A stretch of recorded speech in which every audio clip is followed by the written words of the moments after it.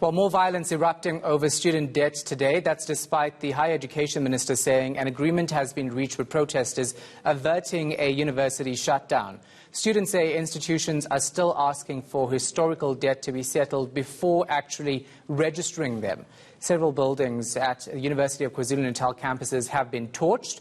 The academic program has now been suspended for the rest of the week. To discuss this further, I'm joined by Thabo Shingange from the South African Union of Students. Thabo, thanks for your time. I appreciate it. So what's the problem?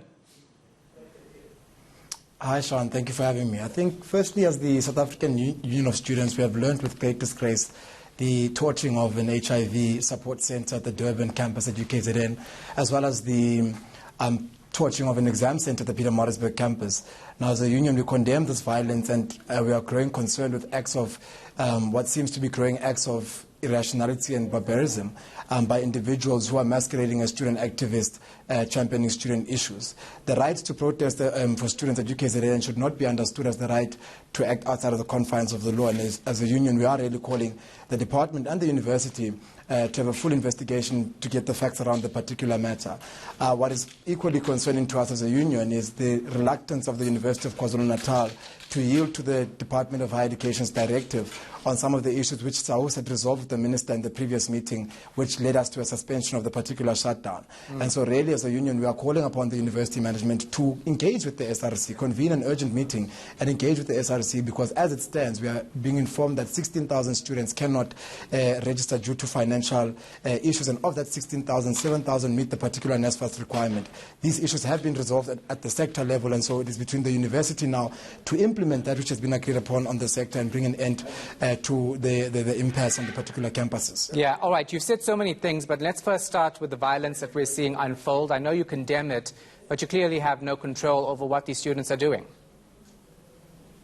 I mean, firstly, let's just correct the narrative that it's students. We have not yet confirmed whether indeed or not the acts are done by students. We condemn the act itself of violence, but we are calling for an investigation into the particular matter in order for us to be able to begin to point fingers. It's easy to make aspersions, but it's also equally important to highlight that there are elements which perhaps have infiltrated the student space, which seek to be masquerading as student activity, or which seek to be masquerading as leaders who are championing student issues. We do not know the full facts around the matter, and hence we are calling for a full-on investigation. And those who are found to be involved should and will be held accountable, whether it's student, whether it's private security, because at the end of the day, we also need to question the role of private securities on these particular campuses.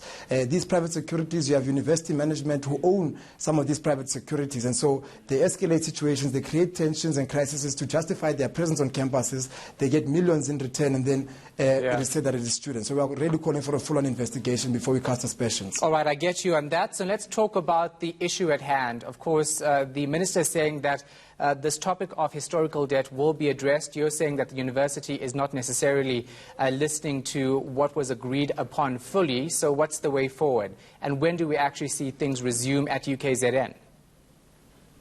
Look, Shahan, I mean, really, there's two issues we have to address here. We first need to speak to what is the sector issue that has been resolved in accordance with the agreement between SAUS and the minister, and what speaks to the institution of UKZN. And so currently what seems to be the impasse is the reluctance of the university management to speak to the internal issues that the SRC seems to be raising with them. We've seen a letter from the chair of council responding to the SRC on some of the issues, which shows that there's internal issues in the university where the SRC and university management is not seeing eye to eye.